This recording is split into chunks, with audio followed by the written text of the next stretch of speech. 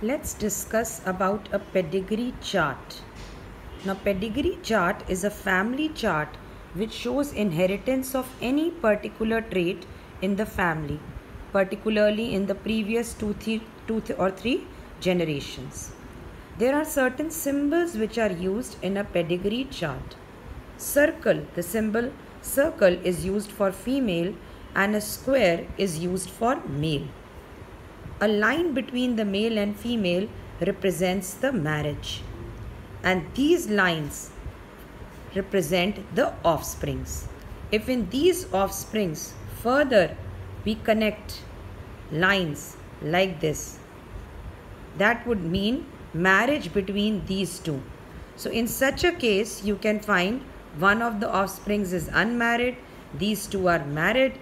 So how to trace which ones are the children? By seeing from where these lines are coming. Wherever these lines are coming directly, we would come to know 1, 2 and 3 offsprings are there. And now if they are further connected, that means those offsprings were further married off to the male and the female here. Now we'll come back to the original question. Here we are going to determine a character which is called rolling of tongue. Now you will see some symbols are hollow and some are shaded. The solid symbols have a different meaning and the shaded symbols have a different meaning. So solid symbol indicates the character being traced. That means here we have found a non-roller, whatever character is being traced. So first of all, you have to underline males shown by squares, females shown by circles.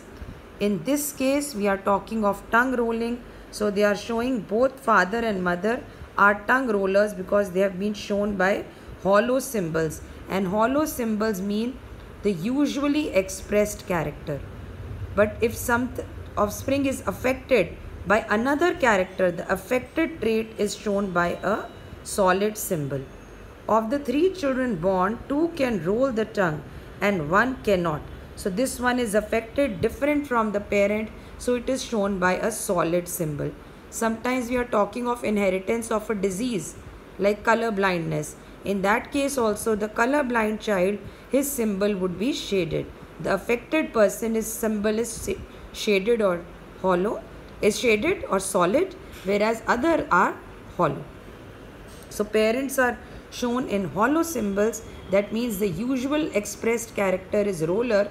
So both of them are rollers, and offsprings, one of them is non-roller or the affected offspring and other 2 are rollers. Now second thing you need to see is, first question which can be asked is that how many offsprings are there? So 1, 2 and 3 offsprings. Then how many girls and how many boys? These pictures won't be there. By seeing circles and squares, you have to tell 2 daughters and 1 son. Among the 3 offsprings, how many rollers and how many non-rollers? So 2 are rollers and 1 is a non-roller. Such basic questions are asked. So only this much pedigree would be made, and you will be asked what has been shown above. Define it. So a pedigree chart has been shown above, and definition would be it's a family chart which shows inheritance of a particular trait from one generation to the other. Then what do the symbols circle and square represent? What do the line between circle and square represent? How many offsprings are shown? How many boys and girls? How many are rollers? How many are non-rollers? So these are the definite set of questions which are asked. Now whenever you will find that both the parents are not having any trait, but one of the offsprings or more than one is having it, we will come to the conclusion that that trait might be a recessive trait. So if both parents are rollers and this offspring is a non-roller, that means non-rolling is recessive and rolling of tongue is a dominant trait. There are some traits mentioned here in your book which you need to learn, and here you will see tongue rolling is a dominant trait and non-rolling is a recessive trait. So if both parents do not have a trait and it is expressed in the children or in one of the children, then that means that the child is showing a recessive trait and parents are showing a dominant trait. And this is possible only when both parents are heterozygous. That means both parents must be capital R, small r, producing gametes of two kinds each. As explained to you, if I make a Punnett square here, I will get capital R, small r, capital R, small r. Here you get capital R, capital R, capital R, small r, capital R, small r, small r, small r. What we did in a F2 generation of a monohybrid cross. So you get three kinds of genotypes: capital R, capital R, capital R, small r, and small r, in the ratio of 1:2:1. And phenotypic ratio would be 3:1, that is rollers to non-roller. The very presence of small r indicates that both parents must have been heterozygous.